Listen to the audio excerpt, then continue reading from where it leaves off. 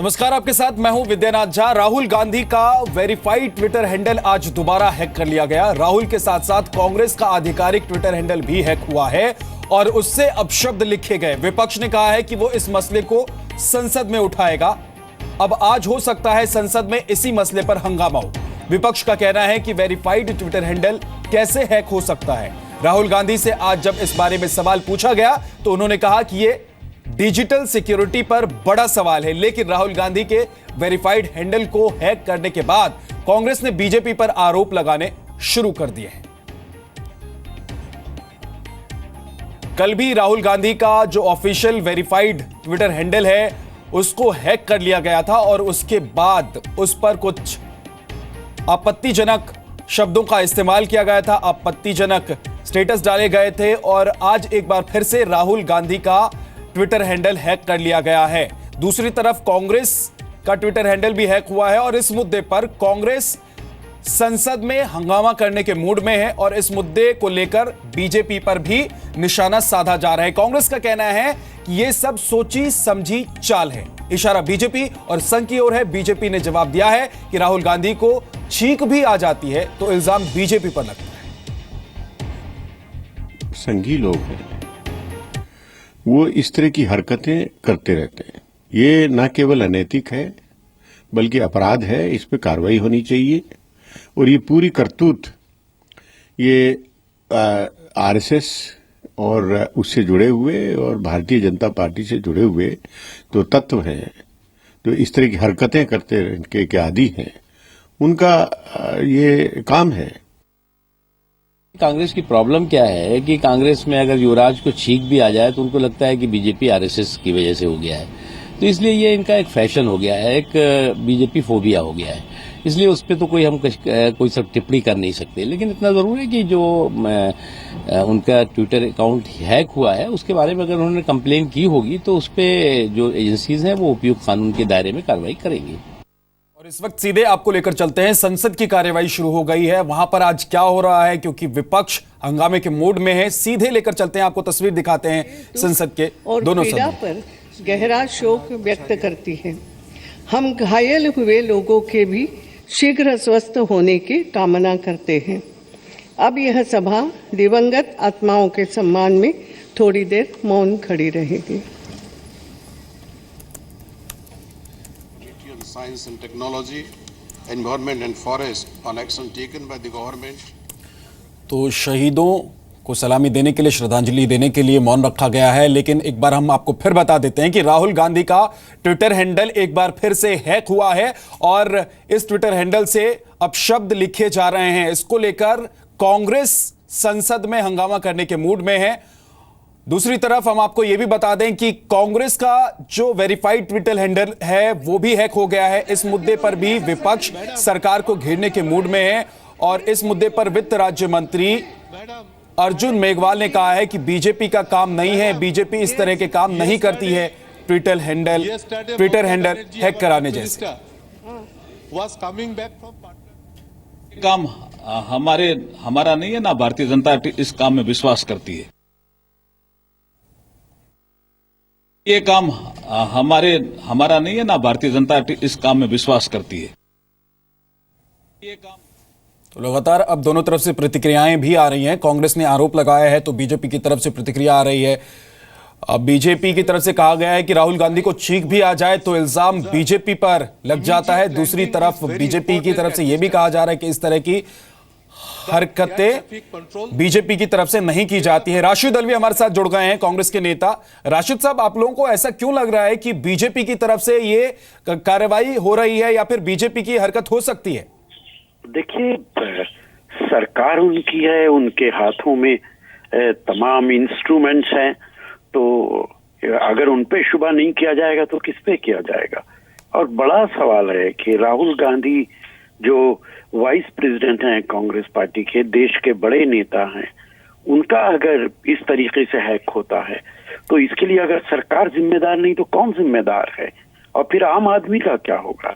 फिर तो इस देश के अंदर कुछ भी हो सकता है, कोई सेफ नहीं है, किसी की सेफ्टी नहीं है। तो ये तो बहुत दुर्भाग्यपूर्ण है। सरकार को खुद चाहिए कि पता लगाए कौन जिम्मेदार है अगर वो जिम्मेदार नहीं है तो? राशिद अल्वी साहब, क्या इस मुद्दे को संसद में आज आप लोग उठाने वाले हैं? बिल्कुल संसद में ये मसला उठेगा, क्योंकि ये तो सुरक्षा से जुड़ा हुआ मसला है। सवाल ये नहीं है कि नेता कांग्रेस पार्टी का है, कि अपोजिशन का है, कि सरकार का है। कोई भी बड़ा नेता इस देश का है और उसके साथ अगर इस तरीके का वाकया होता है तो वो निंदनीय भी है, दुर्भाग्यपूर्ण भी है, और सरकार को खुद आगे बढ़कर कहना चाहिए कि इसका हम इंक्वायरी कराएंगे। राशिद साहब, हमारे साथ investigate श्रीकांत शर्मा जुड़ गए हैं, बीजेपी के नेता। उनसे भी बात कर लेते हैं। जो सवाल आप उठा रहे हैं, जो आरोप आप लगा रहे हैं, उस पर उनका जवाब ले लेते हैं। श्रीकांत शर्मा, राशिद अल्वी साहब कह रहे हैं कि ये सरासर बीजेपी की हरकत हो सकती है, और अगर सवाल सरकार पर ना उठाए जाएं, अगर सरकार सिक्योरिटी का इंतजाम नहीं कर सकती है, तो फिर सवाल किससे किया जाए? देखिए, बहुत दुर्भाग्यपूर्ण है इस तरह के बेसलेस एलिगेशंस लगाना। जहां तक उनका अकाउंट हैक हुआ है, इस देश में कानून है, शिकायत कराएं और उसमें कौन उसके पीछे है निश्चित रूप से उसका पता लगेगा। लेकिन बिना जांच किए और सिर्फ अनर्गल झूठे आरोप लगाना बीजेपी को, इसके लिए दोषारोपण करना, ये दुर्भाग्यपूर्ण है। और हर चीज के लिए बीजेपी जिम्मेदार है। तो इनकी आदत बन गई है कि आपके पास क्या सबूत हैं, जिन सबूतों के आधार पर आप बीजेपी पर एलिगेशन लगा रहे हैं। मतलब आप जज बन गए, शिकायत आपने अभी तक कराई नहीं, और शिकायत कराने से पहले ही आप जज भी बन गए, फैसला भी आपने सुना दिया। जी श्रीकांत शर्मा, राशिद अल्वी हमारे साथ जुड़े हुए हैं, उनसे जवाब ले लेते हैं जो सवाल आप उठा रहे हैं। राशिद अल्वी साहब, श्रीकांत शर्मा कह रहे हैं क्या सबूत है और इतनी जल्दबाजी में क्यों हैं आप लोग? देखिए, ये कहकर कि क्या सबूत है, सरकार की जान नहीं बच सकती है। देश चलाने की जिम्मेदारी आपकी है, देश आप चला रहे हैं, देश के सारे इंस्ट्रूमेंट्स आपके हाथ में हैं, सारी इंटेलिजेंस आपके हाथ में है। ये दुर्भाग्यपूर्ण है, जिस दौर से आज देश गुजर रहा है, ऐसा 70 सालों में कभी नहीं हुआ है। और आप ये कहते हैं कि हमें जिम्मेदार मत मानो। आप खुद आगे बढ़ के कहिए कि हम इन्वेस्टिगेशन कर रहे हैं, हम इंक्वायरी कर रहे हैं। आप निंदा कीजिए इस बात की कि ये कैसे राहुल गांधी जैसे बड़े नेता का हैक हो गया ट्विटर। ये निंदनीय नहीं है तो क्या है? भारतीय जनता पार्टी सिर्फ इस तरीके के बेबुनियाद आर्गुमेंट दे के जान नहीं बचा सकती। श्रीकांत शर्मा, आप कहना चाहेंगे, जवाब देना चाहेंगे राशिद अल्वी को? नहीं, मैं इतना कहता हूँ, कहीं पर भी अगर कहीं अपराध होता है, किसी कोई ट्विटर हैंडल अगर हैक होता है तो अनफॉर्चुनेट है, लेकिन इसके लिए देश में कानून है।